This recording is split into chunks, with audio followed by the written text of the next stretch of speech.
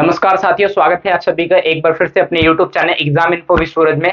आज आप लोगों के लिए बहुत ज्यादा एक इम्प्रेसिव न्यूज आप लोग कह सकते हैं, इसको नोटिफिकेशन कह सकते हैं, जो खास तौर पे टीचिंग्स एग्जाम्स के प्रिपरेशन में क्या हुए हैं, अपने आप को एंगेज करके रखे हुए हैं। हम बात कर रहे हैं आज किसके बारे में यहाँ पर, क्योंकि DSSB में लगभग 3 से 4 साल पहले यहाँ पर वैकेंसी देखने को मिली थी, लेकिन इस बार 2025 के एंड में यहाँ पर DSSB ने क्या कर दिया है, नोटिफिकेशन जारी कर दिया है और उसमें हर एक डिटेल उन्होंने क्या किया साथियों, मेंशन किया। तो मैं एक एक करके आपके जितने भी डाउट्स हैं, जितने भी जो न्यू कमर्स है उनको ये नहीं पता सिलेबस क्या होता है, यहाँ पर एलिजिबिलिटी क्राइटेरिया क्या है, क्या क्या चाहिए होता है, बात करते हैं कितने एग्जाम्स होते हैं, यहाँ पर कितने नंबर का होता है, नेगेटिव मार्किंग, मतलब ऑल इन वन वीडियो में क्या करने की कोशिश करूंगा, सॉल्व करने की कोशिश करूंगा। साथियों हम बात करते हैं यहाँ पर जो नोटिफिकेशन डेट है किसकी तरफ से आप बात करते हैं, DSSB की तरफ से हम बात कर रहे हैं 3 अक्टूबर को, यानी कि आज ही ये नोटिफिकेशन जारी किया गया, लेकिन आज से फॉर्म शुरू नहीं हुए। फॉर्म शुरू कब से होंगे, भरने कब से शुरू होंगे, 9 अक्टूबर, लगभग आज से आप बात करेंगे, आज तो 4 तारीख है, मतलब 5 दिन के बाद ही आपको क्या देखने को मिलेगा, DSSB के ऑफिशियल साइट पर आप यहां से अप्लाई कर सकते हैं। यहाँ पर जो इसकी लास्ट डेट रहने वाली है वो रहने वाली 7 नवंबर। लगभग आपको कितना समय दिया जा रहा है साथियों, इसमें 1 मंथ का समय दिया जा रहा है, तो ये सफिशिएंट टाइम होता है। मैं फिर कह रहा हूं आप लोगों से कि आप लोग क्या करें, आखिरी डेट तक या दिनों तक ना जाए, उससे पहले ही आप लोग क्या कर ले, फॉर्म को भर ले। यहाँ पर इस बार जो वैकेंसी देखने को मिली है लगभग 5346। अब ये 5346 में क्या क्या आ जाएंगे यहाँ पर, ये सिर्फ और सिर्फ टीजीटी की पोस्ट निकली है साथियों, पीजीटी की और पीआरटी की नहीं है। यहाँ पर ध्यान रखिएगा, यहाँ पर आपको क्या देखने को मिल रहा है, TGT SST, math, science, Sanskrit, Urdu, Hindi और ये क्या है, इंग्लिश। मतलब बहुत सारे ऐसे सब्जेक्ट्स हैं जो टीजीटी लेवल पे पढ़ाए जाते हैं, 10 तक पढ़ाए जाते हैं। दिल्ली के अंदर आप बात करते हो, उन सब पे वैकेंसी निकली गई। कितनी पोस्ट पे आप बात करेंगे, 5346 की बात करते हैं, 5346। तो यहाँ पर हर एक का, जैसे एसएसटी का है तो एसएसटी का क्या है, 400 पोस्ट निकली है, 400 समथिंग की बात करते हैं। तो इसमें आपका 2 कैटेगराइज हो जाएगा, मेल हो जाएगा, फीमेल हो जाएगा। लेकिन इसमें भी आपका क्या हो जाएगा, जनरल, ओबीसी, ईबीसी, आप जो भी कहते हैं, यहाँ पर आपका कैटेगराइज होता है। तो मतलब क्या है, कंपटीशन यहाँ पर हमेशा की तरह DSSB में क्या रहता है, नंबर ऑफ कैंडिडेट ज्यादा रहते हैं। यहाँ पर नंबर ऑफ जो पोस्ट है कैटेगरी वाइज से वो हमेशा से ही कम रहे, इस बार की बात नहीं है साथियों। यहाँ पर एप्लीकेशन फीस की बात करें, ये बिहार की तरह ही हो गया। यहाँ पर अब कितने रुपए हैं, इसमें 100 रुपए की बात करते हैं अगर आप जर्नल से आते हैं, ओबीसी से आते हैं। अगर आप SC ST और फीमेल है या PWD आप बात करते हैं, CWSN से हैं, तो आपको कितना लगेगा, 0 रुपए, यानी कि फ्री ऑफ कॉस्ट में आप इसका क्या कर सकते हैं, फॉर्म भर सकते हैं। साथियों जो यहाँ पर समझने वाली बात जो इंपॉर्टेंट है वो आपका है एलिजिबिलिटी क्राइटेरिया। मतलब क्या है इस चीज का, कि वो कौन कौन से लोग हैं जो योग्य होंगे, आप बात करेंगे उनके लिए करना क्या पड़ेगा और उन्होंने क्या एजुकेशन क्वालिफिकेशन रिसीव कर रखा है। तो यहाँ पर ये आप देख सकते हैं, जैसे मैंने एग्जांपल यहाँ पर लिया हुआ है किस चीज का, सोशल साइंस का। मतलब अगर आप क्या करते हैं, 10 तक सोशल साइंस के टीचर बनना चाहते हैं, सोशल साइंस में अधिकतर क्या आते हैं, यहाँ पर 4 सब्जेक्ट आपको देखने को मिलते हैं।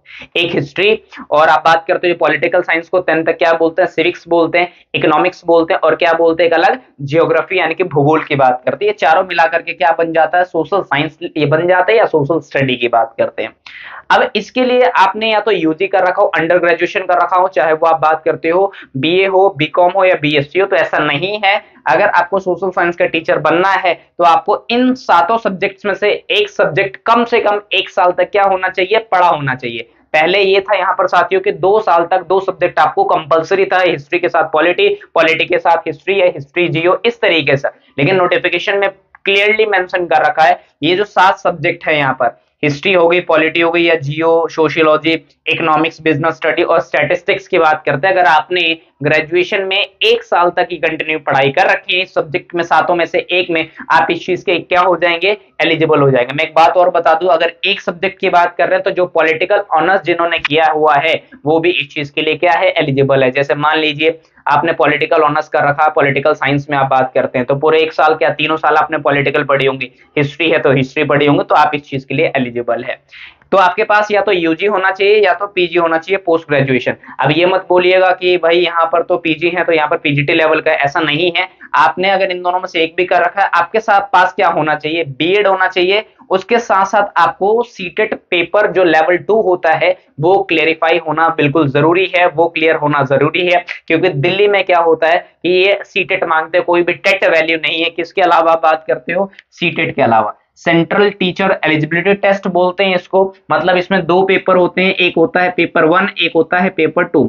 जो ये पेपर 1 होता है वो पीआरटी के लिए होता है साथियों, और ये जो पेपर 2 होता है वो टीजीटी के लिए होता है। टीजीटी में ये सारे आपको सब्जेक्ट्स देखने को मिलते हैं। लेकिन यूजी लेवल पर तो ये होते हैं, लेकिन पीजी लेवल पर क्या सीटेट चाहिए होता है? नहीं। अब पीजीटी की जो वैकेंसी आती है, जैसे पीजीटी हिस्ट्री है, इकोनॉमिक्स है, ये भी जितने भी सब्जेक्ट है उनमें वहां पर ना पीआरटी में टेट की जरूरत है ना टीजीटी। बस इसमें भी आपको यहाँ पर कोई भी आपसे क्या नहीं मांगा जाता? टेट नहीं मांगा जाता। किसमें हम बात कर रहे हैं? PGT level. तो यहाँ पर कौन से लेवल का है? TGT level. मतलब 6 to 10 तक के अगर टीचर बनना चाहते हैं तो एक क्राइटेरिया आपके पास क्या होना चाहिए? कंप्लीट होना चाहिए। बात कर लेते हैं आप साथियों यहाँ पर इस क्राइटेरिया के बारे में।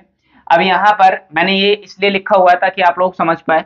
जर्नल जो है, जर्नल के लिए मिनिमम कितना होना चाहिए? 21 साल, और मैक्सिमम कितना होना चाहिए? आप बात करते हो 30 साल। लेकिन साथियों मैंने यहाँ पर लिखा हुआ ओबीसी अगर है, दिल्ली में अगर आप ओबीसी में आते हैं तो यहाँ पर क्या है लिखा हुआ है कि ओबीसी में आते हैं तो 30 में कितना ऐड कर देना? आपको 3 ऐड कर देना। तो आप 33 साल तक इस चीज के लिए अप्लाई कर सकते हैं। अगर आप दिल्ली में एससी में आते हैं या एसटी में आते हैं तो 30 मैक्सिमम है, आप इसमें 5 साल ऐड कर दीजिए, कितना हो जाएगा? ये 35 साल आपको ध्यान में रखना है। अगर आप पीडब्ल्यूडी हैं, आप बात करते हैं, या फिजिकली चैलेंज है तो उसमें क्या हो जाता है? 10 साल बढ़ जाता है। फीमेल के लिए अलग से क्राइटेरिया है। बात कर लेते हैं इसमें सैलरी के बारे में। साथियों सैलरी की बात पहले नहीं करते हैं, पहले एग्जाम के बारे में जानना जरूरी है, क्योंकि इसी एग्जाम को क्लियर करके आपको क्या मिलने वाला है? यहाँ पर सैलरी मिलने वाली है। तो ये आपका अलग चीज है। एग्जाम पैटर्न मैं आपको बता दूं, ऑनलाइन मोड में होता है, सीबीटी बेस्ड होता है। पहले आपका एग्जाम होगा, फिर आपका डीवी होगा, डॉक्यूमेंट वेरिफिकेशन, यानी कि जिसको आप क्या बोलते हो? दस्तावेज प्रत्यारोपण, हिंदी होगी काफी ज्यादा, तो यहाँ पर आपको डीवी समझना है। लास्ट में क्या आता है? Final merit. जो फाइनल मेरिट आता है आपके किस बेस पर आता है? यहाँ पर रिटन एग्जाम के बेस पर आता है। अब मैं आपको बता दूं, इसमें 2 पेपर होते हैं। पेपर 1 को आप पार्ट 1 बोल सकते हो, और दूसरे को क्या बोलते हैं? पार्ट 2 या सेकंड पार्ट बोल सकते हो। जो पेपर 1 होता है इसमें 5 सब्जेक्ट आपको देखने को मिलते हैं। जनरल अवेयरनेस 20 नंबर का होता है। उसके बाद यहाँ पर जो रीजनिंग है वो 20 नंबर की होती है, मैथ 20 नंबर की, और 40 नंबर की आप बात करोगे 2 लैंग्वेज होते हैं, हिंदी 20 नंबर का और इंग्लिश 20 नंबर के। तो यहाँ पर टोटल कितना होगा? 100 मार्क्स के। इधर जो आपका सब्जेक्ट कंसर्न होगा, सब्जेक्ट कंसर्न का मतलब क्या है? जैसे आप मैथ के टीचर बनना चाहते हो तो 100 सवाल आपके किससे आएंगे? मैथ से आएंगे। एसएसटी के टीचर बनना चाहते हैं तो 4 सब्जेक्ट, यानी कि हिस्ट्री हो गई, पॉलिटी हो गई, इकोनॉमिक्स हो गई, और आप बात करते हो ज्योग्राफी है, उनसे मिलाकर के आपसे कितने सवाल पूछे जाएंगे? 100 सवाल। तो ये तो कहानी होगी एग्जाम पैटर्न के बारे में। क्या इसमें नेगेटिव मार्किंग है? तो जी हाँ साथियों, यहाँ पर नेगेटिव मार्किंग आपको देखने को मिलता है, जिसको आप क्या बोलते हो? 1/4। मतलब क्या है कि अगर आपने एक सही किया हुआ है और 4 आपने गलत कर दिए तो वो क्या हो जाएगा? बात करते हो आपका जो एक सही होगा वो क्या हो जाएगा? कट जाएगा। इस चीज का आपको ध्यान में रखना है।